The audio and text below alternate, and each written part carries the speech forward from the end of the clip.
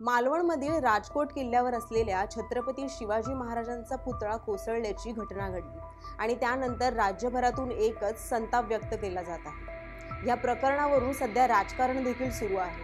सत्ताधारी आणि विरोधक एकमेकांवर आरोप प्रत्यारोप करत आहेत। इतकंच काय तर ह्याच राजकोट किल्ल्यावरती राजकीय राडा देखील झाला।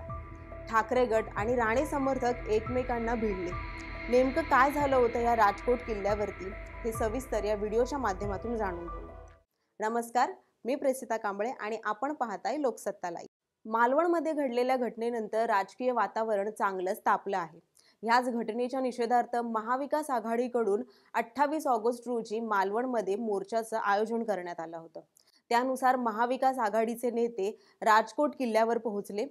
जयंत पाटील, विरोधी पक्षनेते विजय वडेट्टीवार हे किल्ल्यावर दाखल झाले होते। त्याच वेळी भाजपचे खासदार नारायण राणे आणि निलेश राणे देखील त्यावेळेस उपस्थित होते। मात्र नंतर जेव्हा आदित्य ठाकरे या ठिकाणी आले आणि त्यांचे नेते म्हणजेच ठाकरे गटातील नेते राजकोट किल्ल्यावरती दाखल झाले, तेव्हा घोषणाबाजीला सुरुवात झाली। दोन्ही गटांकडून ही घोषणाबाजी झाली आणि त्यानंतर या सगळ्या प्रकरणाने एक आक्रमक रूप घेतलं। पोलिसांकडून हे संपूर्ण प्रकरण थांबवण्याचा प्रयत्न केला जात होता, मात्र तरी देखील दोन्ही गटातील कार्यकर्ते आक्रमक झाले होते। या घोषणाबाजी वेळी नारायण राणे आणि निलेश राणे हे देखील काहीसे आक्रमक झाल्याचं पाहायला मिळाले। राणे समर्थक आणि पोलिसांमध्ये बाचाबाची देखील झाली।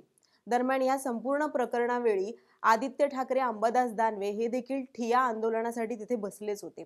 त्यामुळे हे संपूर्ण प्रकरण आणखीनच तापलं। त्यावेळी जयंत पाटील यांनी मध्यस्थीही केली। हे प्रकरण शांत व्हावे यासाठी त्यांनी थेट नारायण राणेंशी संवाद देखील साधला, मात्र तरी देखील दोन्ही गटातील कार्यकर्त्यांच्या घोषणाबाजी सुरूच होत्या।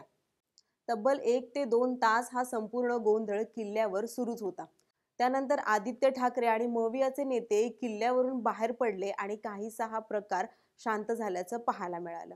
त्यानंतर आदित्य ठाकरे आणि महाविकास आघाडीच्या नेत्यांनी भर पावसात सभा घेत या संपूर्ण प्रकरणावरून भाजपवर ताशेरे ओढले। त्यांचा गैरसमज आहे, त्यांना वाटतं आम्ही आमच्यासोबत काही कोंबड्या वगैरे आणल्या, त्यांना आम्ही आता सांगतो की आम्ही कोंबड्या वगैरे आणलेल्या नाहीयेत। मी एसपीना सांगितलेलं आहे 5 मिनिटाच्या आत जर मुख्य रस्ता मोकळा झाला नाही तर पूर्ण जबाबदारी तुमची असेल। आम्ही चोर वाटेने जाणार नाही, आम्ही मुख्य रस्त्यानेच जाणार, चोर वाटेने जाणार नाही। आणि या संपूर्ण प्रकारची जबाबदारी पोलीस यंत्रणा, एसपी यांच्यावरच आहे। त्यांनी आपली भीती का वाटते आणि जे आपल्याला हिंदुत्व शिकवायला निघतात त्यांनी खरं अशासाठी आपल्याला महाराजांच्या किल्ल्यामध्ये बोगस हिंदुत्व आपल्या पुढारीवाल्यांच्या उगाच भावनिक बोलू नका। या जिल्ह्यात केलेलं काम आम्ही बघा आणि आज आलेल्यांचं काम 1% आहे का? त्याचबरोबर मुंबईत देखील उद्धव ठाकरे, शरद पवार आणि नाना पटोले यांनी पत्रकार परिषद घेत या संपूर्ण घटनेचा निषेध नोंदवला। शिवद्रोही अशी कडक शब्दात टीका देखील उद्धव ठाकरे यांनी केली। दरम्यान राणे आणि ठाकरे यांच्यातील वाद सर्वश्रुत आहे। त्यातही शिवसेनेत 2 गट पडल्यानंतर कोकणातील हा वाद आणखीनच उफाळून आला आहे।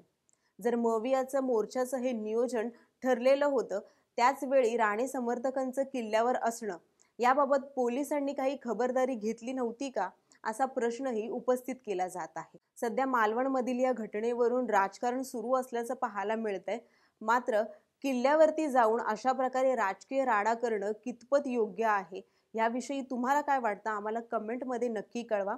व्हिडिओ आवडला असेल तर लाईक करा, शेअर करा आणि लोकसत्ताच्या YouTube चॅनलला सबस्क्राईब करायला विसरू नका।